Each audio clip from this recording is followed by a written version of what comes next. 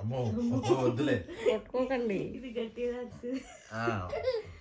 ఆయన ఈయన దగ్గరికి వస్తాడు ఈనాడు ఆయన. నువ్వు మా వీడియోలో అడ్డొస్తున్నావు శ్రీధర్. ఆయన కూడా ఫస్ట్ ఆయన చిన్న పిల్లలు లేదని.